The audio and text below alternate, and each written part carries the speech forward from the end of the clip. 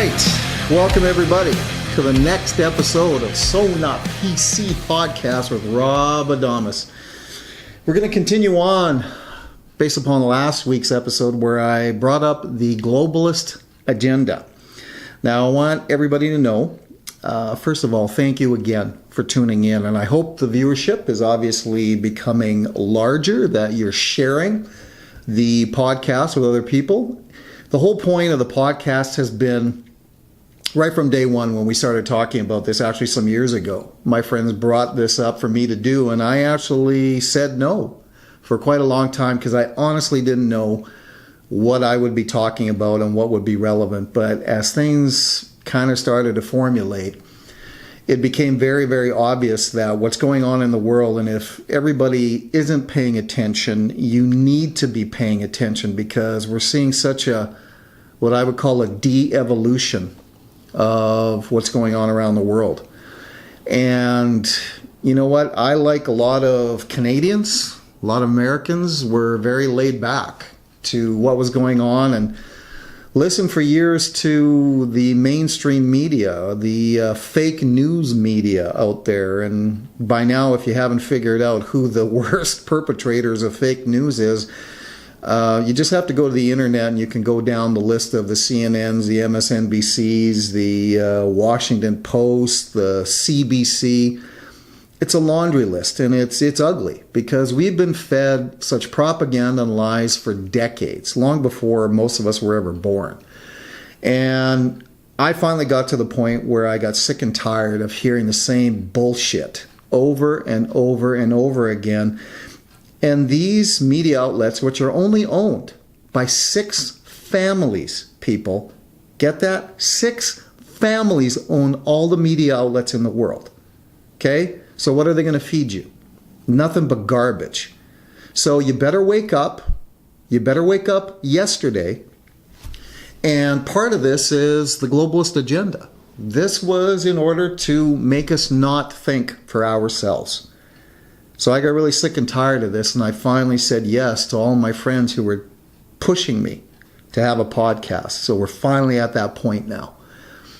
So anyway, to kind of push it to the next level with the globalist agenda, which I went over on the second episode, and we will have links for that. So you can look into that. And this is a topic that honestly I could probably go on for a lot of episodes, and I'm going to give it as much as I can give it. And then I'm going to go back to what I said in the first episode and what I said in the second episode, which is do your own research. That's a mantra of this show, okay? What we research here, we believe from our findings, it's 100% accurate and true. It's truthful news for what we're giving out there. Part of the alternative news outlet, as it's called these days. And unfortunately, we're seeing alternative news, truthful news, being censored every single day on social media, from the Twitters and Facebooks and the Googles and YouTubes of the world. And needless to say, that sickens me because freedom of speech is our God-given right. And with that, this is going to be a main thrust of this show. Whether I agree with your opinion or not is not the point. You have the right, as much as I do, to free speech. And hopefully out of all of that, maybe we can find a communication between each other in order to find a common ground.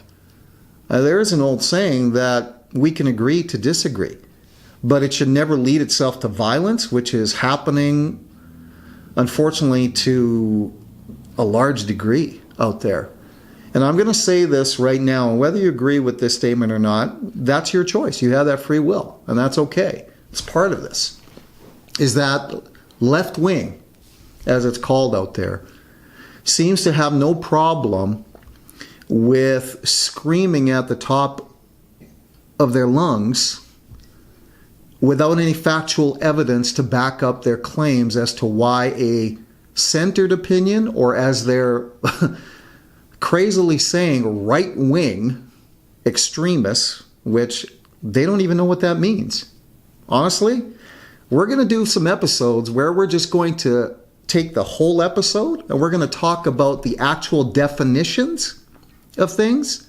And we're going to put some accuracy and truth and factual evidence behind what these definitions are, like liberalism, left wing, right wing, centered. Everything's been taken out of context because the globalist agenda wants people to be divisive. They want to create anarchy. They want to create chaos. They want people to hate each other. Those are diversionary tactics for what's really going on in the world. And they don't want you to be looking at them because those are the puppet masters. Okay? All these so-called leaders in the world, from the Justin Trudeau's, who I want to choke on that word leader because he's about as non-leader as anybody as I've ever come across, to Angela Merkel, to Macron, to, you can go through the list of people who don't have their citizens' best interests at heart. They have the select few, which is part of that globalist agenda. And I figured I would take this episode to name off some of those names that you probably have heard, whether numerous times in passing or have never heard of them before. And I got to say, in my research, a lot of these names are new to me as well. But some of these names are definitely front and center and have been for centuries. Okay? So what I'm going to do is I'm going to break down what we call the global elite. And that word elite, to me, I mean, it's a misnomer of a word, but here we go.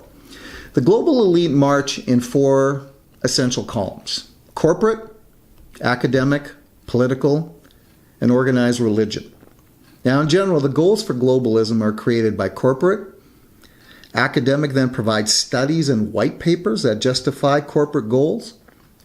Political sells the academics' arguments to the public and, if necessary, changes laws to accommodate and facilitate corporate in getting what it wants, which ultimately is control, money, the individuals who feel like they're above the law. Okay? Now, organized religion, along with church and state, secures corporate, academic, and political rule into a global order. Now, in finding what I've been finding, it's quite interesting. I think a lot of people have heard of the Holy Trinity, but there's something that I found which was called the Trinity of Globalist Control. Okay? It's broke down into 3 things, of course, Trinity meaning 3. The City of London Corporation, which is the financial power center, which was established in 1067. Okay? Almost 1,000 years ago. The District of Columbia, correct, Washington, D.C., which became the military power center, established in 1871. Now, for those of you Catholics out there, this might tweak you a little bit, but I'm just giving you what research and factual evidence is showing, okay? So don't shoot the messenger here, okay? Vatican City became the religious power center, the sovereign, in 1929, okay? Now, all 3 are separate states, completely independent of their respective countries. And in a lot of cases, you can make a claim easily that the Vatican City is its own country, is its own bank, is its own power state within the walls of Rome. Okay? It controls a lot of things, and a lot of things are being exposed there every single day. And one of those things that's been happening a lot lately is the fact that, besides the fact that for decades, the whole exposure of child abuse, pedophilia, which is becoming an everyday thing, being exposed not only in the Vatican, because the number 2 power in Vatican City, which was covered up for a very long time, was just indicted, and he's going to jail. So, what I'm going to do is I'm going to run down some key players in one world order. And now this has changed a little bit since my original research, because we had an individual out of this grouping that passed away last year. And honestly, I'll say thank God for that, because this guy was a piece of you-know-what. Okay? Now, number 1, in order of importance, Lord Jacob de Rothschild. Okay, the Rothschild family has been around like forever. The banking, what I would call the ultimate family in banking around the world. Now, number 2 on that list is his son Nathaniel. Now, you're going to see a theme here as I go through this. Baron David de Rothschild. Number 3, Sir Evelyn de Rothschild. How does an Evelyn get to be a sir? I'm not really sure about that one, but anyway. Number 5, Benjamin de Rothschild. And here's the individual who passed away last year, Mr. David Rockefeller, at the age of 101. Now, the Rockefeller family, of course, very well known around the world, happened to fund both sides of the war. Now, how do you like that for hedging your bets, back in World War II and so on? Number 7, Henry Kissinger. Yeah, I think some of you have heard him before. Yeah, he's quite a character. And, my personal favorite middleman, especially the, every time I say this to myself, I have to laugh. George Soros, the economic and immigration advisor to none other than Canada's Prime Minister Justin Trudeau. Explain to me how you become that when you're not a citizen of Canada. Your own home country of Hungary has you an enemy of the state and will literally shoot you on sight because of the atrocities that you've done in your home country and in over 100 countries around the world. Okay, and he's advising Justin Trudeau. Yeah, okay. Lots of evidence showing that he rigged the 2015 Canadian election. Okay, so expectations are, bet on it, with his Tides Foundation. Among others, he's got over 200 offshore foundations that he funds anarchy through. Watch for the 2019 Canadian election and the rigging of that one as well. Okay, pay attention, people, on that one. Again, do your own research. And number 9, Lloyd Blankfein. He is the former head of Goldman Sachs. Literally the go-between bank out of every country that there is out there, and well-known Chinese collaborator. And for all of you people who've been listening to this garbage propaganda about Russia being the biggest fear and enemy of the U.S. or anyone else for that matter, horse shit. It's China, okay? Get with it, okay?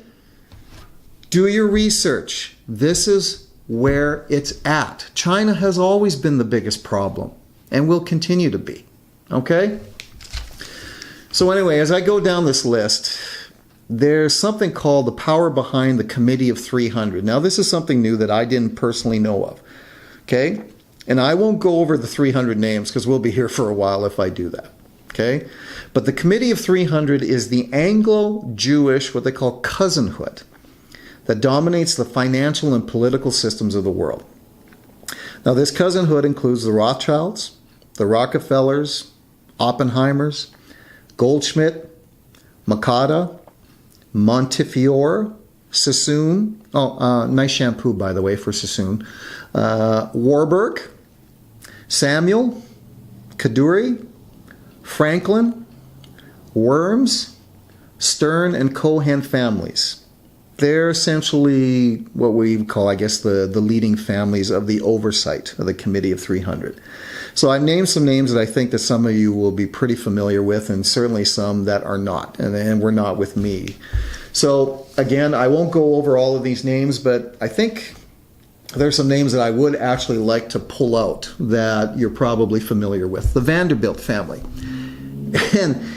And the reason that I pull out the Vanderbilt family is because Mr. Anderson Cooper from Fake News CNN, he happens to be a distant cousin of mine.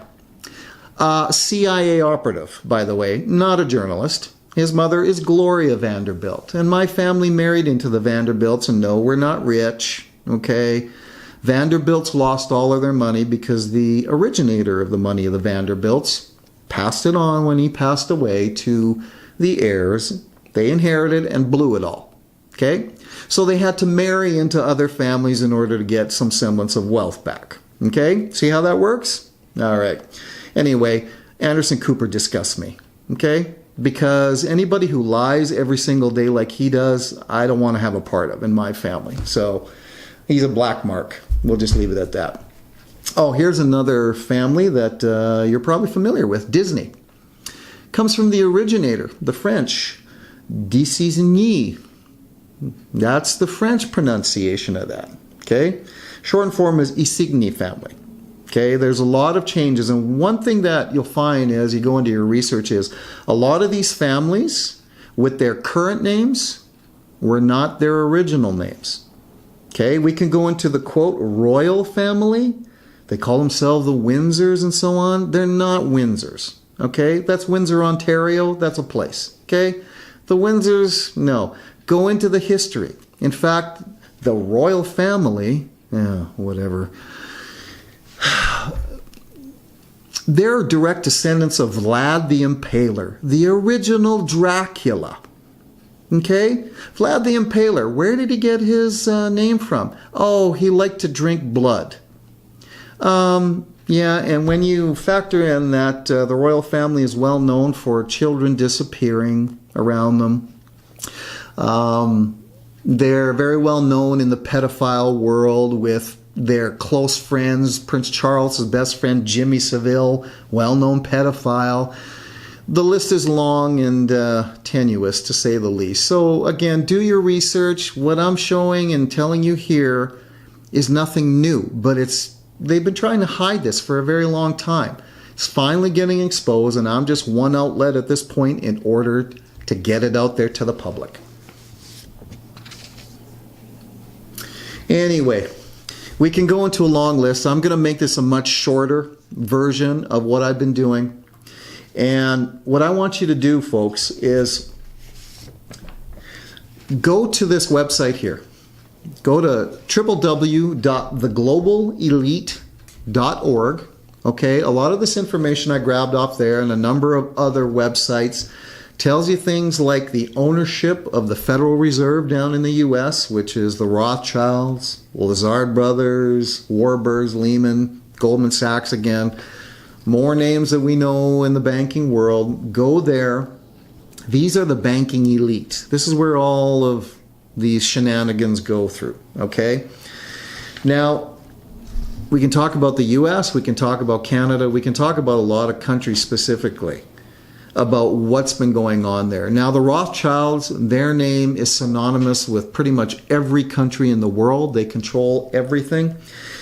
And there was an interesting statement that was made by Nathan Meyer Rothschild back in, I believe it was around 1835. And he made a statement in regards to this, and this kind of sums it all up for the global elite. Okay, who controls the issuance of money controls the government. That was Nathan Meyer Rothschild. Okay, so it doesn't matter who the politicians are. It doesn't matter who the heads, the leaders in title are in a country. It's who owns the money. Owns everybody. And the Rothschilds have owned everybody for centuries. Okay? So again, keep looking into this. I want you people to get awake. Okay? Don't sit back and be laid back Canadians or Americans or any other country for that matter. Okay? Don't get rolled over. Okay? We've got a war going on here. If you haven't woken up to that yet, you better as hell do it. This is why I'm trying to put this information out there to as many outlets as I'm going to be allowed to, because I'll guarantee you at some point, YouTube, Google, Twitter, the rest of them are going to just shut us all off. They're shutting down guys like Steven Crowder, okay, Louder with Crowder, InfoWars and Alex Jones. Anybody who's got a, quote, alternative news outlet, meaning truthful news to the public, is getting shut down. That's called your freedom of speech being taken away from you. Okay? That's your God-given right. You want that taken away? You want communism here? You want Islam here? What the hell do you want? If that's what you want, get rolled over. But I'm not going to allow that to happen in my country or any other country for that matter. So you're either going to be on my side or you're going to be on that side. And that side, you know what they do? Well, you better look into what they do, because they won't like you. Okay? I could go into a lot of stuff about that, and I will, following episodes. So anyway, I've kind of gone off and sort of ranted a little bit because you know what? Some of you need to have it that way. You need to hear it that way. All right? So thanks again, everybody, for listening in. Please share the show. I want to see viewers, new viewers every single day, growing and growing and growing. And I want to hear your feedback. I want to hear about the topics that you want to hear. Okay? This is about you guys. This will always be about you guys. This isn't about me. I'm just hosting the show. We're going to have guests who are a lot more knowledgeable than me about topics. I'm just going to be the mediator in all this. But I want you to know I care about you as an audience, truly and sincerely. Okay? Be wise. Be learned. Keep growing. Thinking for yourselves. All right? This is what the show is always going to be about for as long as we're going to have the availability to talk with you. All right? God bless you all, and I look forward to speaking to you.